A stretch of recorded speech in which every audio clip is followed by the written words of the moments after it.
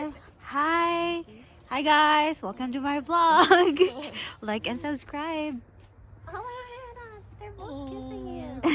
Oh, you have something in your mouth. Aww. Are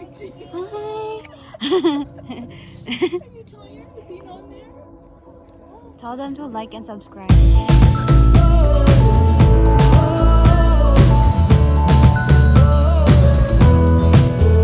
they volunteer? Like whoever wants to go? If there is anyone who is really not wanting to, we don't want. Oh. This alpacas has choices. Alpaca rights.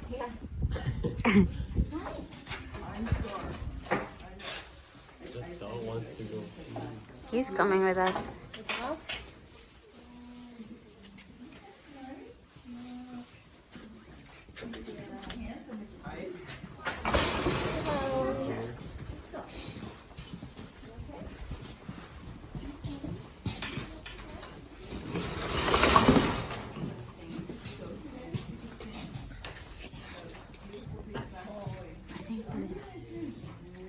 Son and daughter.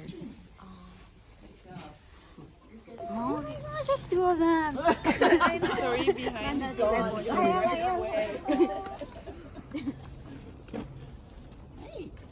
Oh. Your trek and tour today. Yes. Okay. We also have Lisa, and we have don't tell Cedric, and Yanis, and Katarina. Yes. Woo! I passed my test.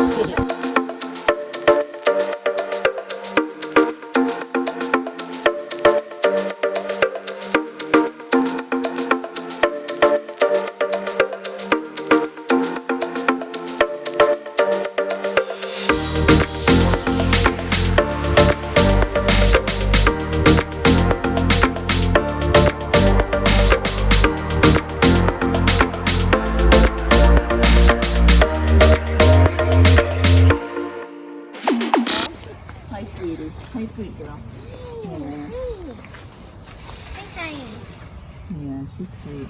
She likes to lick your ear.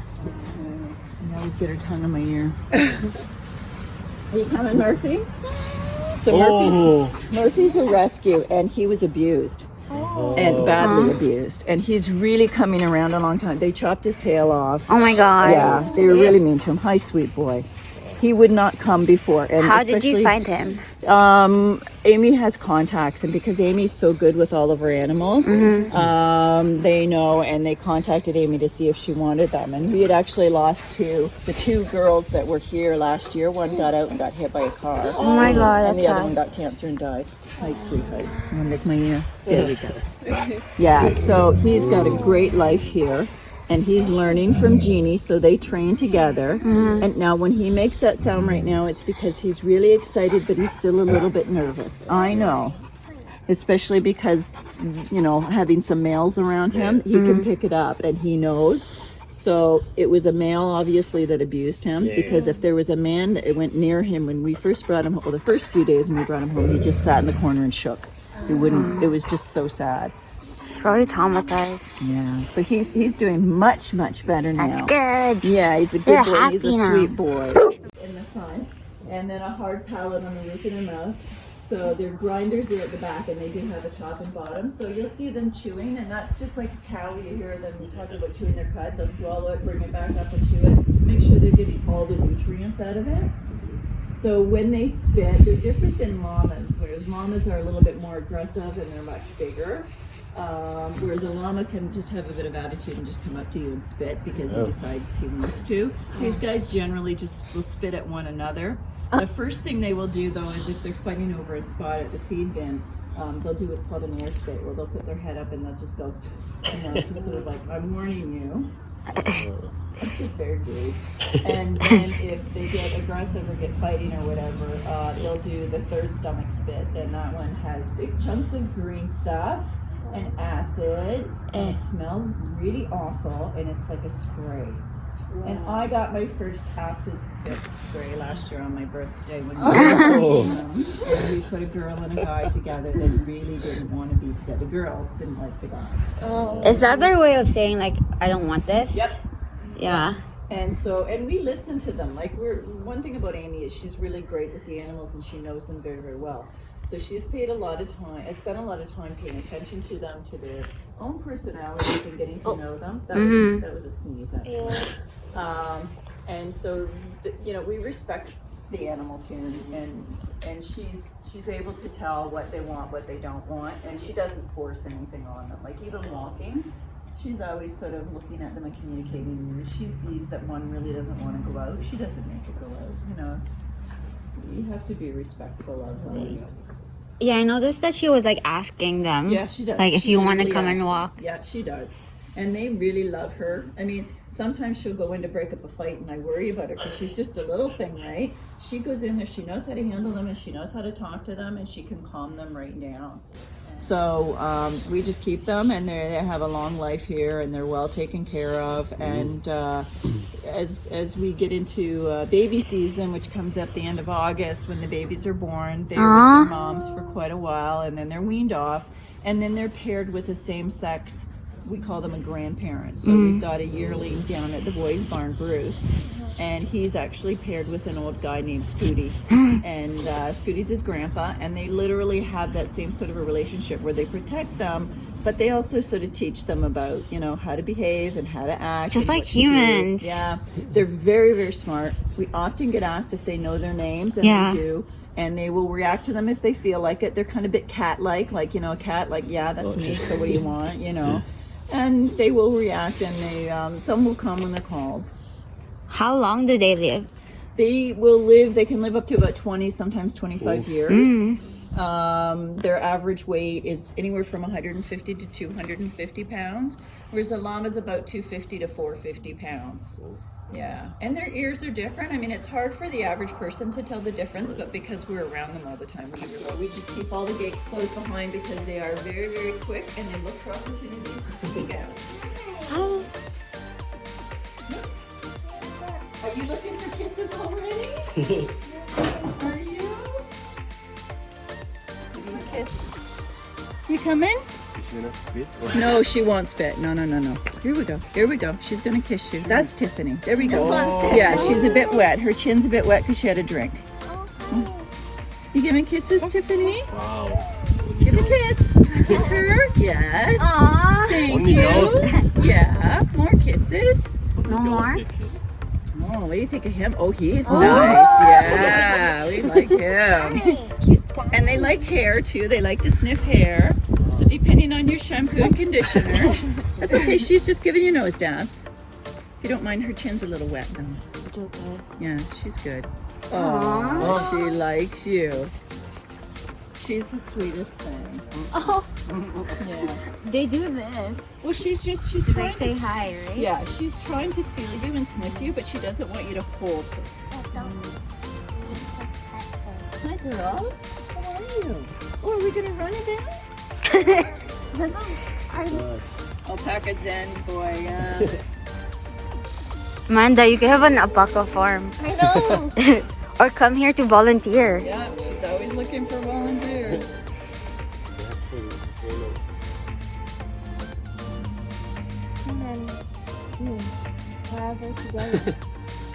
You said there's like some kids who comes here to volunteer from other country. All the Where kids do that they are here. live? All of the ones that are here right now are from Germany, but we get them from France, Belgium, Oh, Japan, nice.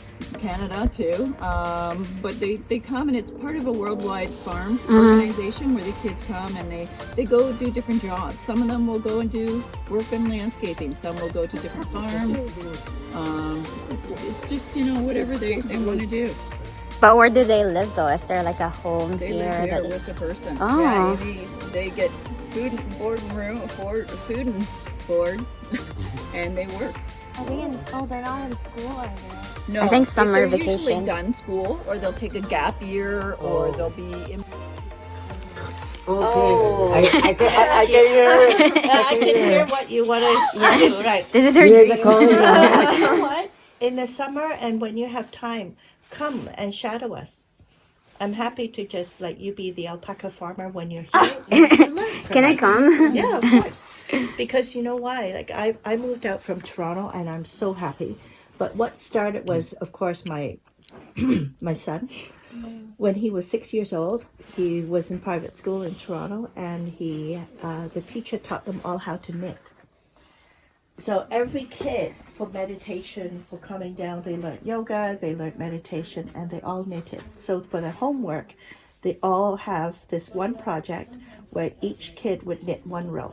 The next day, pass it on to the next one, the next one, the next one.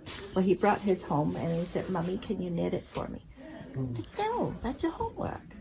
I said, "No, Mommy, please." You know, he was begging, he was whining. I said, "No, honey, I really can't. This is your homework, and I can't because I don't know how to knit." In which, at that point, a 6-year-old was calling his mother lame. Oh. I said, "Okay." Lousy kid. Yeah, lousy kid. You know, like I was gonna okay, right. You know what? I challenge you. My nanny and my mother, when I was young, and my aunt, could not, for the life of them, teach me how to knit. So I challenge you. Teach me. Okay. You know, I thought he wasn't going to see his next birthday. Anyway, he taught me how to knit, and I've been knitting. And then when he was doing hockey and all that, all the mothers would sit on the side, just cold, right? So we would be knitting. And a friend of his mom, Laura, is an amazing knitter. She knits without patterns. She just goes for it. It's amazing. So I would bring all my mistakes, my grunge-wear knit, because it has lots of drop stitches and holes and ladders and everything in it. So I give it to Laura. I said, "Can you help fix this for me and show me what to do to fix it?" And then one day, she gave me her knitting to hold on to while she fixed mine. And when I held on to it, I thought, "Oh my God, what is this you're knitting with? Mine feels like a Brillo pad." Like it felt awful. And she said, "Oh, it's alpaca." What? So I started buying alpaca yarn from Americo on Queen Street. And Nicole has now closed because she's got her grandchildren and everything, so she closed. But I still have got some of her yarns. And then I figured that, oh, what do you mean there are alpacas in Ontario? I've got to go see. So went to see one farm, not too impressed. Went to the second one, was very impressed. And then I also had a very liquid lunch with them the second time.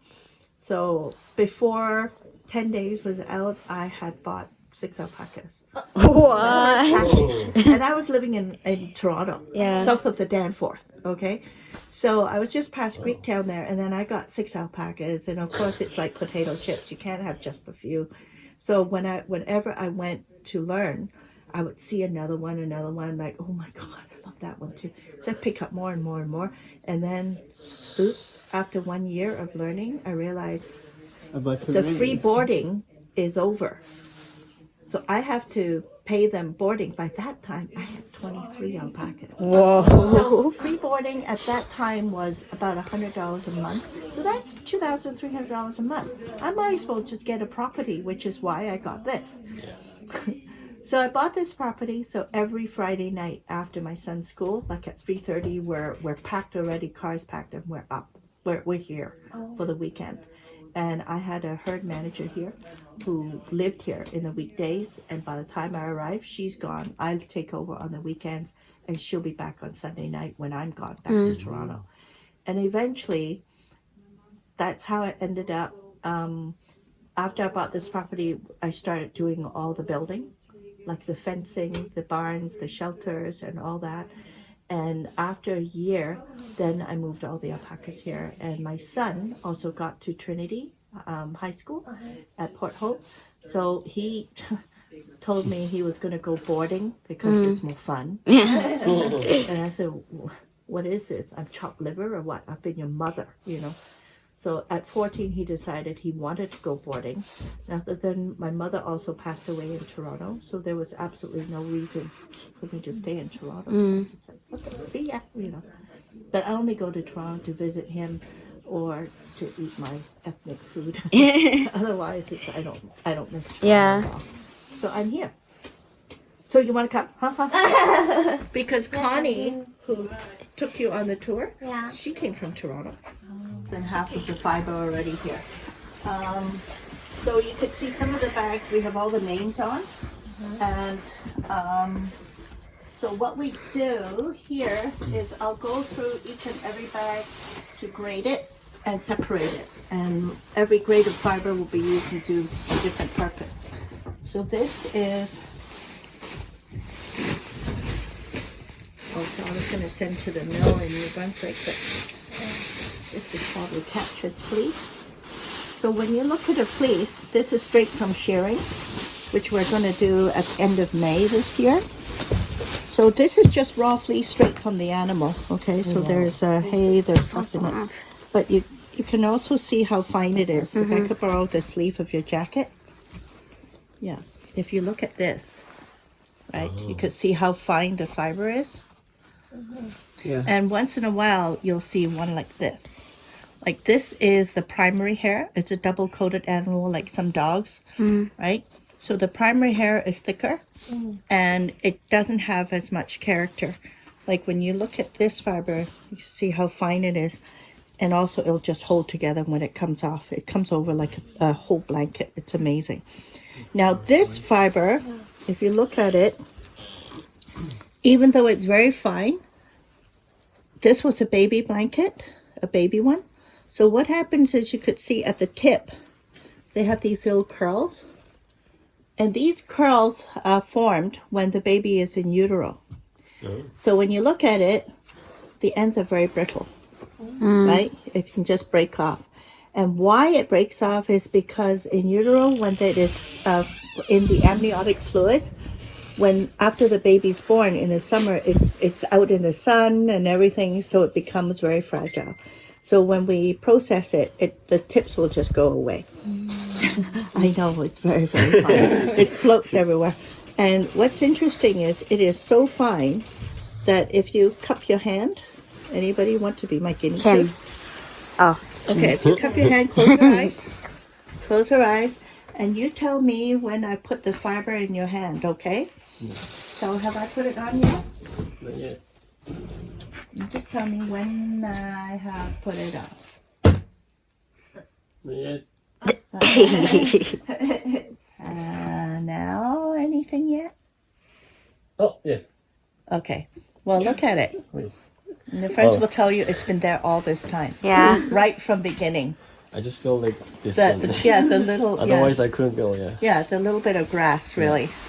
So this is how soft it is. Like your fingertips cannot even sense the individual fibers. That's how soft it is. God. Yeah. Nice. Like And- cotton candy. Yeah, and the alpaca is hypoallergenic. It's 5 to 7 times more insulating than sheep's wool. So a sweater of this would be more than Close your toasty. eyes. You know, Close your when eyes. I Already have there. just a shell on in the winter, like just something like this, I wear my alpaca sweater when it's really cold. Yeah. It's fine. I'm warm. It's amazing.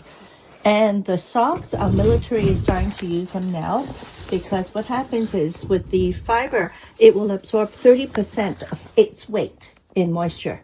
So we make the dry balls. So if you're environmentally friendly, you don't want to spend the money on conditioners in your laundry, and you don't want to use the dryer sheets, because the dryer sheets, once there's heat, you could see the dryer sheet is white at the beginning, right? And at the end, it's almost transparent. It's a powder.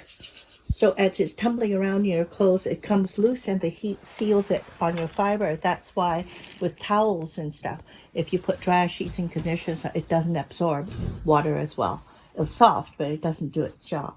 And that's why with babies, we never use, we're told by the pediatricians never to use dryer sheets. Because it's a powder that will break loose and they're inhaling it. Okay? So when we make the dry balls, it will absorb the moisture at the beginning of the cycle in the dryer, and then it'll slow release it at the end. So it's all about water. And there's nothing to be allergic about or have any problems about, right? So that's why I just got another order of 200 and I'm always making them. The dry balls come in like this. You can feel how heavy, like how solid it is. It's not the ones you get with sheep that's nice and cushy. Because when it's cushy, it doesn't absorb enough. Nice. But with that amount of fiber, you'll see, like when I roll it, that's about the size I start off with. And then we felt it and it will become compact like this. Oh. So there's a lot of fiber in there.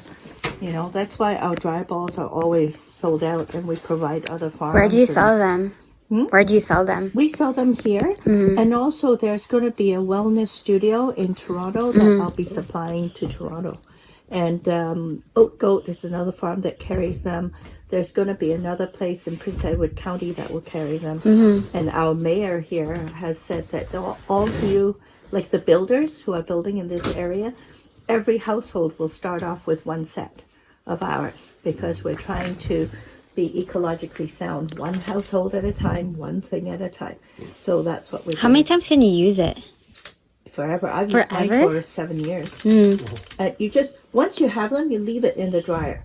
And if your clothes come out a little bit static, throw it in the wash with your clothes, or just spritz it with, or run it under the tap a little bit. Don't get it soaked and heavy like a water bomb, right? But, you know, just give it a little bit of a shot of water, throw it in. That's it. It uses nothing but water.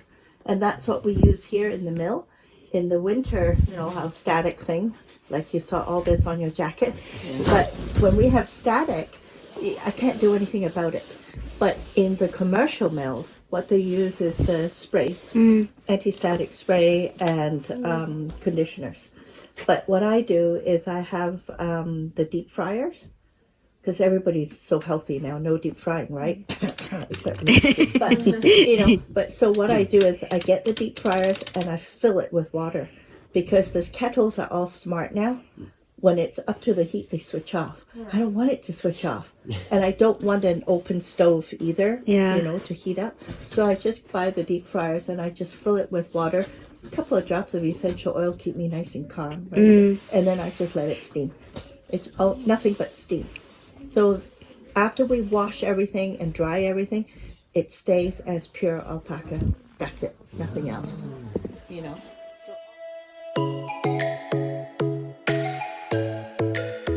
Oh, the way she talks about it, like she was so passionate. I know. that's how we're supposed to like sell it. With passion. And storytelling too was so good. I learned so much. Like a warning, could have slept here for